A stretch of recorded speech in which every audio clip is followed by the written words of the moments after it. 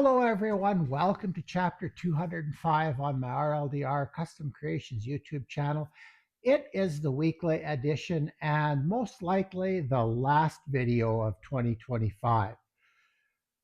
I changed gears dramatically for today's video. And if you want to see how I did that, all you need to do is stay tuned.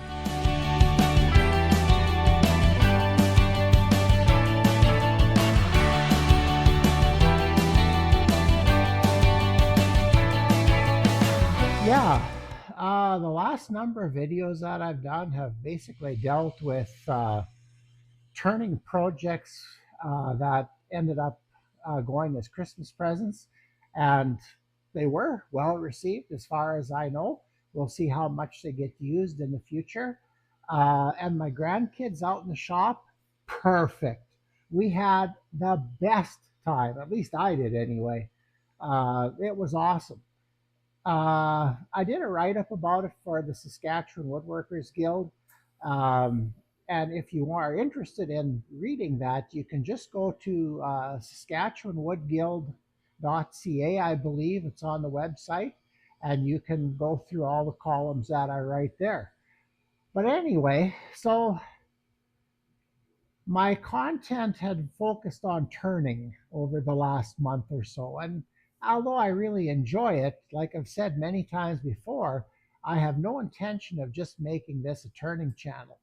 So, uh, a bit of a, well, not a unique characteristic, but something unusual for us in December here happened today. And it turned out that we had a beautiful day today. It was like -2 outside, no wind. And I thought, man, I still have that steel siding for my kids' clubhouse, actually, more for my lumber storage area, that I have no place to store. So it's under my truck in our garage. So it was time, figured it would be a good afternoon to get that up. So I wasn't terribly sure on how I would show that to you. So what I decided to do, and we'll see how it worked, but I basically let my camera run for most of the afternoon, and I'll go through it, do an edit of it. Maybe we'll play some portions at a higher speed, and I'll voice over the whole thing, and we'll get it out. So yeah, it's not the most technical thing to be doing, but it is a part of the way I work. I have lots of tasks that I want to accomplish yet, and in retirement is the time to be doing them. So, the other thing that I've been working on is finishing the hallway renovation that I started, oh boy, last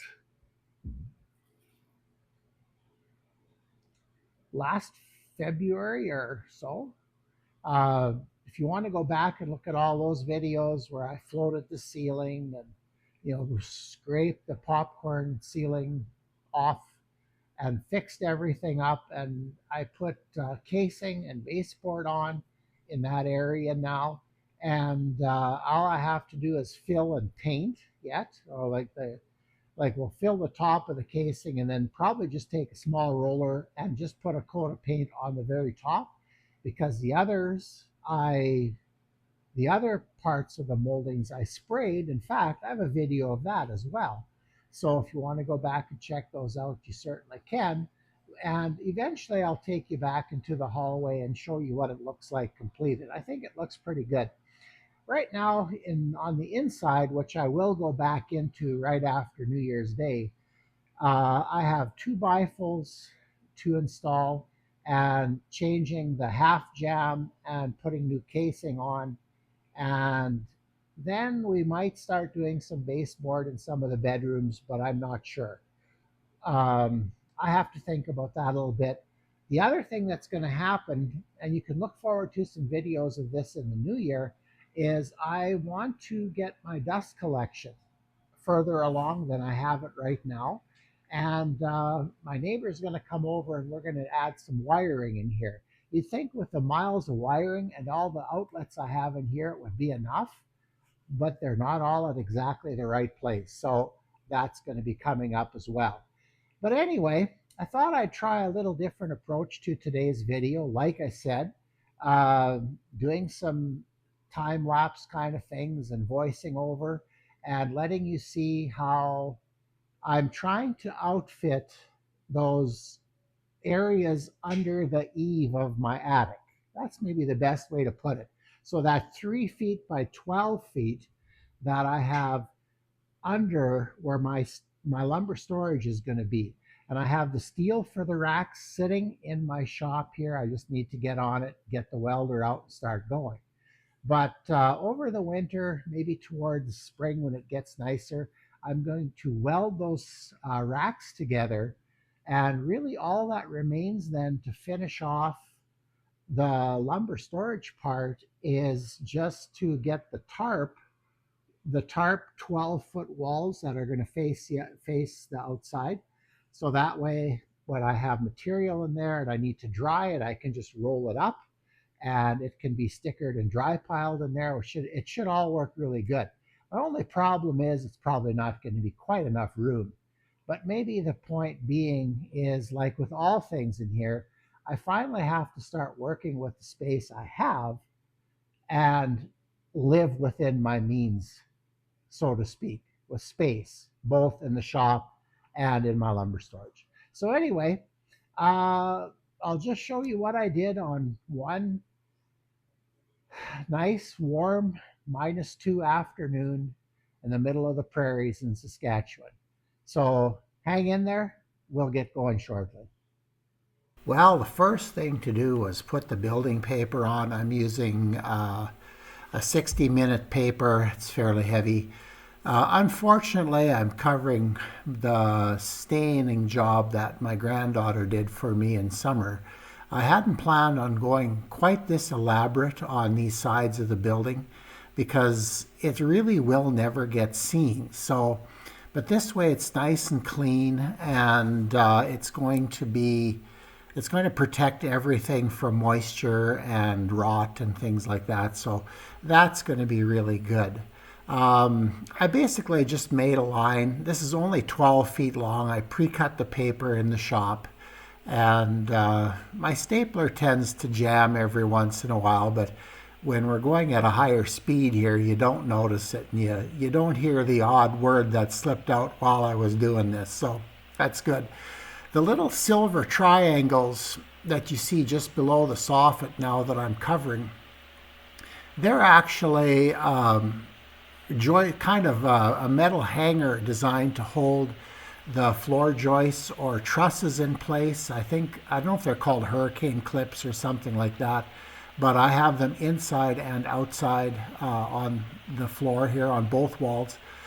The color I selected, I don't know, I'm kind of not happy with it because I don't think it's really going to be all that close to the stucco, but down, underneath here, nobody's going to see it, so I think it'll be fine.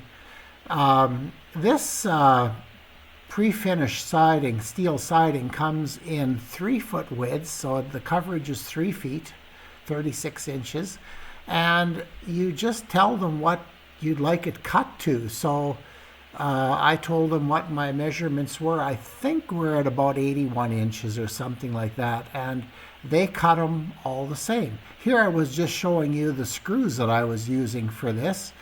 They are a special screw with their color matched, and they have a rubber gasket on them so that they seal nicely.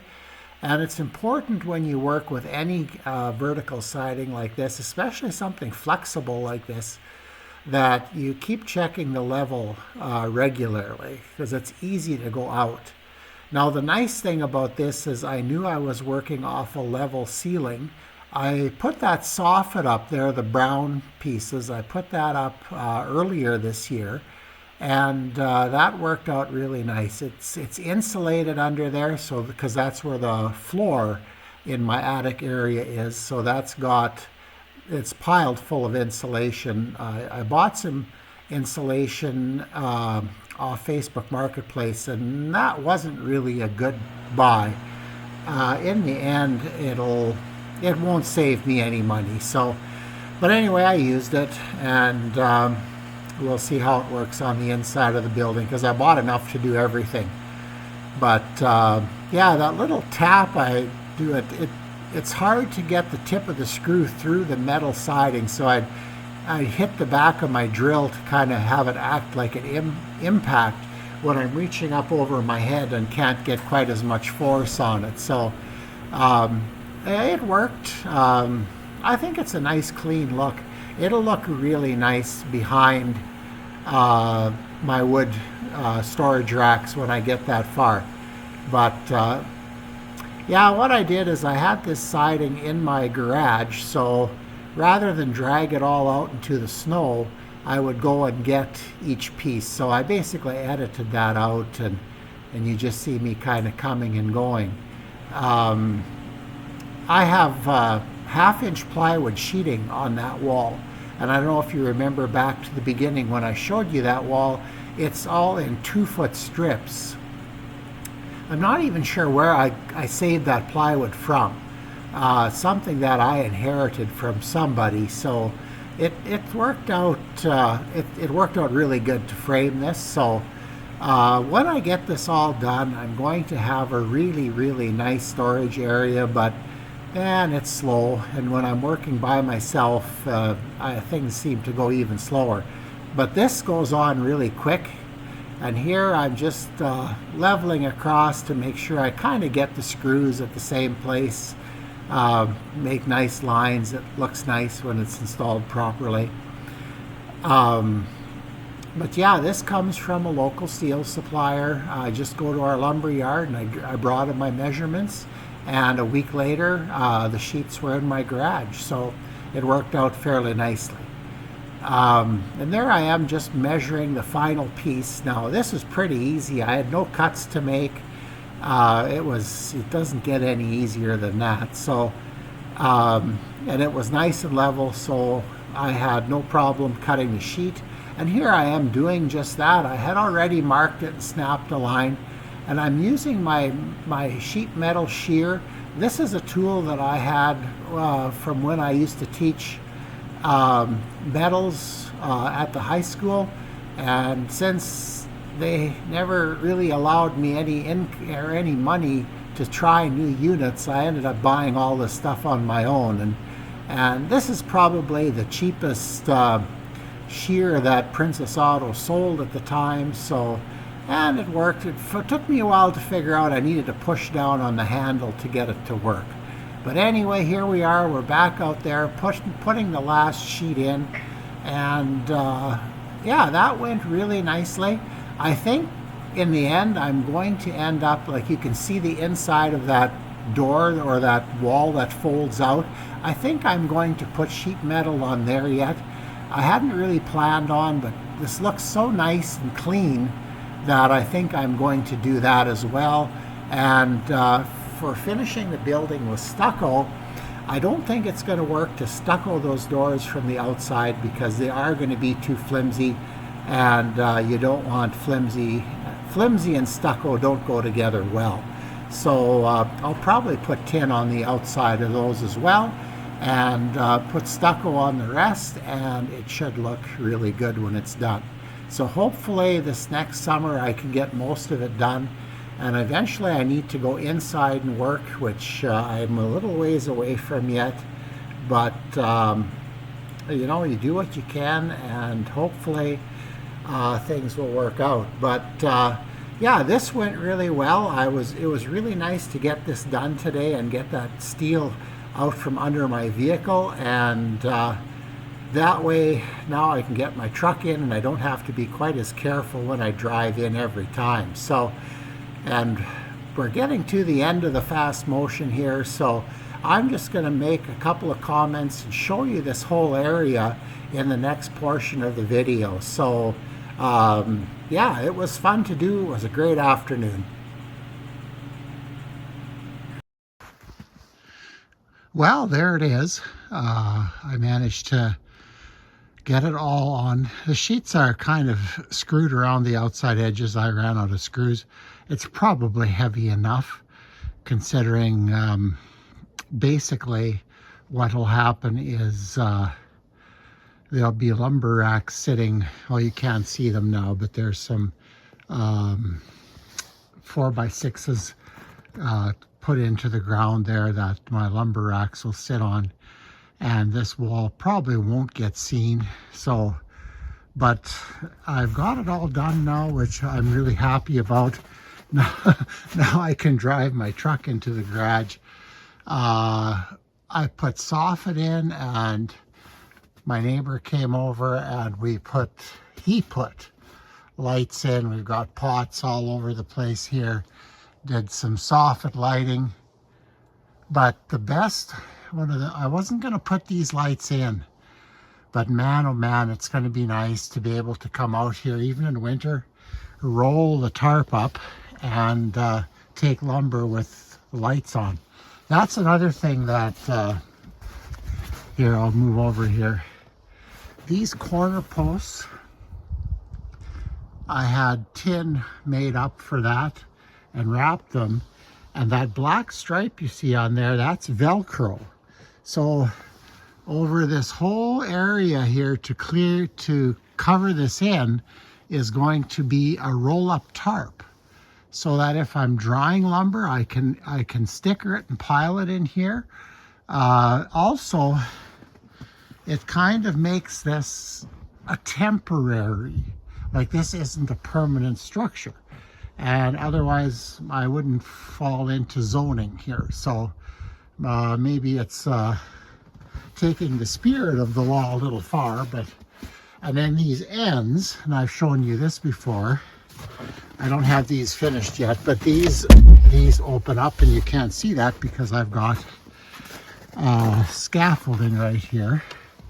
But see, this opens up and laps over, and I'm going to cover these with tin yet as well. So you can kind of see what's going on here. Again, I'm not quite there, but you do as much as you can. And the tin for this was about $300. So the other side has exactly the same thing. So it's finished in exactly the same way. And my goal is maybe in summer to put the cement for the stucco on the building. So maybe build outs, who knows. But anyway, that's all I really want to show you today. Didn't really have an idea for a video, and I thought, well, I'm shooting this anyway. I may as well get this, show you what I'm doing, because that's the kind of channel this is. Well, I hope you enjoyed that. Like I said, it's a little bit different than what I've been doing lately. It felt really good to get that done. That steel, like I said, had been lying under my truck in our garage because I had no other place to put it. And it was nice to get it finished. As you saw, I ran out of screws, but I'll get more of those. But that's just a matter of walking along and putting in a few more screws. It's no big deal. So anyway, on that note, yeah, New Year's Eve is tomorrow, and then New Year's Day after that. We're having a bit of a get-together at our place here. We try to do that every year, having some company over New Year's Eve, just bring in the new year with some friends. So to all of you out there, have a very, very enjoyable New Year's Eve and New Year's Day. Hopefully 2025 was an excellent year for you, and we're looking forward to even a better year in 2026. So hang in there. We'll see you early in the new year.